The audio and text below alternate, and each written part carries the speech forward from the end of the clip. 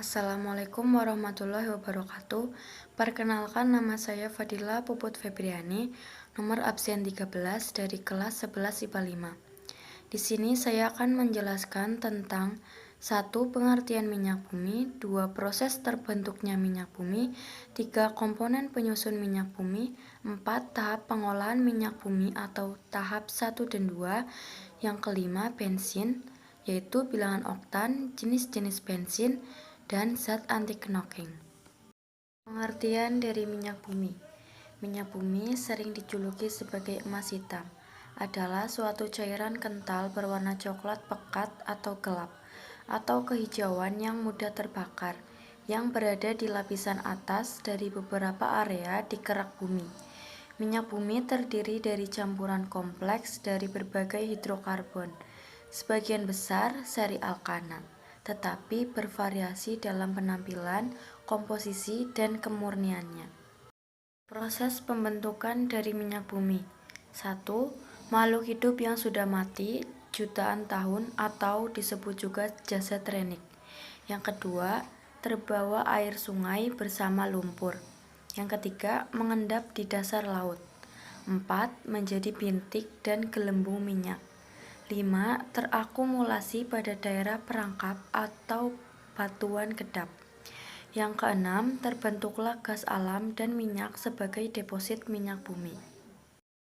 Komposisi penyusun minyak bumi. Komponen utama tersusun dari hidrokarbon.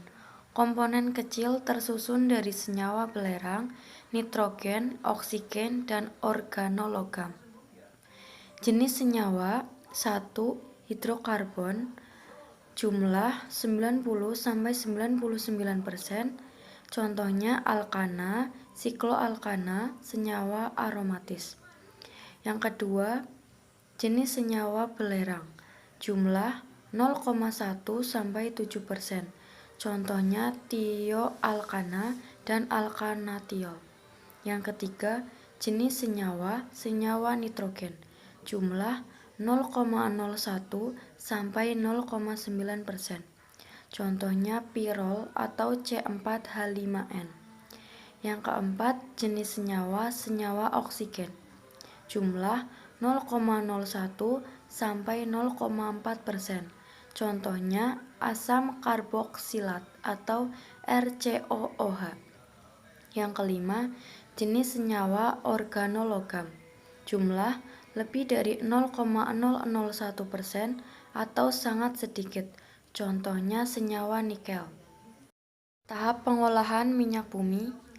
Tahap pertama, minyak bumi yang masih berwujud kental hitam atau disebut minyak mentah atau crude oil harus dipisahkan menjadi fraksi-fraksinya berdasarkan perbedaan titik didih yang dikenal dengan destilasi bertingkat atau destilasi fraksional.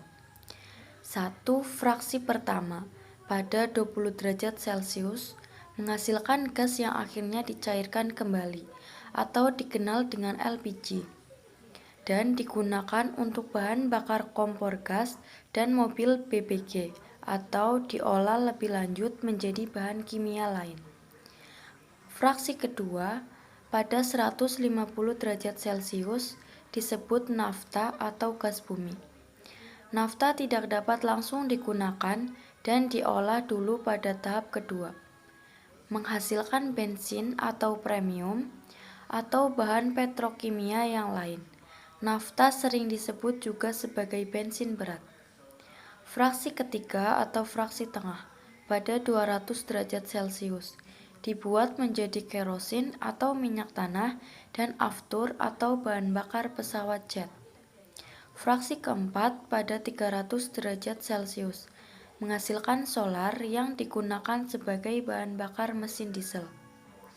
Fraksi kelima pada 400 derajat Celcius atau residu, berisi hidrokarbon rantai panjang dan dapat diolah lebih lanjut pada tahap kedua menjadi berbagai senyawa karbon lain, dan sisanya sebagai aspal dan lilin.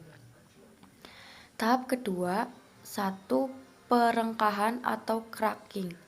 Dilakukan perubahan struktur kimia senyawa-senyawa hidrokarbon yang meliputi pemecahan rantai, alkilasi atau pembentukan alkil, polimerisasi atau penggabungan rantai karbon, reformasi atau perubahan struktur, dan isomerisasi atau perubahan isomer. 2. Proses ekstraksi. Pembersihan produk dengan menggunakan pelarut sehingga hasil lebih banyak dan mutu lebih baik. 3. Proses kristalisasi. Proses pemisahan produk-produk melalui perbedaan titik cairnya. Misalnya dari pemurnian solar melalui proses pendinginan, penekanan, dan penyaringan akan diperoleh produk sampingan lilin.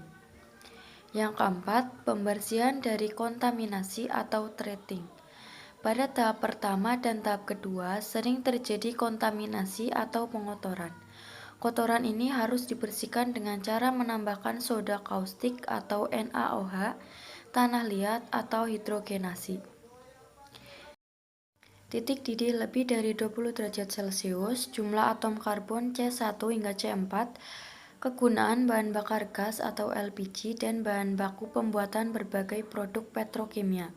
Titik didih 20 derajat hingga 60 derajat Celcius, jumlah atom karbon C5 hingga C6, kegunaan petroleum ether, pelarut nonpolar digunakan sebagai cairan pembersih. Titik didih 60 hingga 100 derajat Celcius, jumlah atom karbon C6 hingga C7, kegunaan likrolin atau nafta, pelarut nonpolar dan cairan pembersih.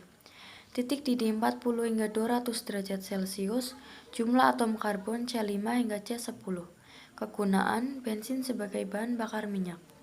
Titik didih 175 hingga 325 derajat Celcius, jumlah atom karbon C12 hingga C18, kegunaan kerosin atau minyak tanah, bahan bakar jet. Titik didih 250 hingga 400 derajat Celcius, jumlah atom karbon C12 ke atas, kegunaan solar atau minyak diesel. Zat cair, titik didih C20 ke atas, kegunaan oli pelumas. Zat padat, titik didih C20 ke atas, kegunaan lilin parafin aspal. Bensin. Kualitas bensin ditentukan oleh bilangan oktan atau bilangan yang menunjukkan jumlah iso-oktana dalam bensin dan menyebabkan pembakaran juga semakin baik. Karena jika bensin terbakar tidak pada saat yang tepat, akan timbul ketukan atau knocking, sehingga akan mengganggu gerakan piston mesin. Semakin besar bilangan oktan, maka semakin bagus kualitas bensin. Jenis-jenis bensin yaitu 1 premium atau angka oktan sama dengan 88 atau 88% iso-oktana, 12% N-heptana. 2 pertalit angka oktan 90 atau 90% iso-oktana, 10% N-heptana. Yang ketiga, pertamax angka oktan 92 atau 92% iso-oktana, 8% N-heptana. Yang keempat, pertamax turbo. Angka oktan sama dengan 98 atau 98% iso-oktana, 20% N-heptana. Zat anti knocking. 1. TEL atau tetraethylate.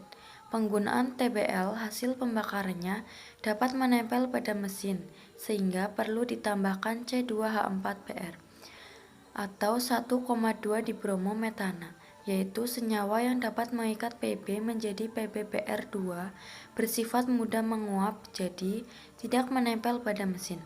Tetapi PbBr2 yang menguap mengakibatkan pencemaran udara yang sangat tinggi akibat logam Pb, makanya penggunaan TEL sudah mulai ditinggalkan. Yang kedua, MTBE atau methyl tertiary butyl ether. Zat ini lebih ramah lingkungan dan penggunaan zat ini dapat mengurangi pencemaran udara akibat logam Pb. Sekian yang bisa saya sampaikan pada presentasi kali ini. Bila ada kesalahan, saya mohon maaf. Sekian dari saya. Terima kasih. Wassalamualaikum warahmatullahi wabarakatuh.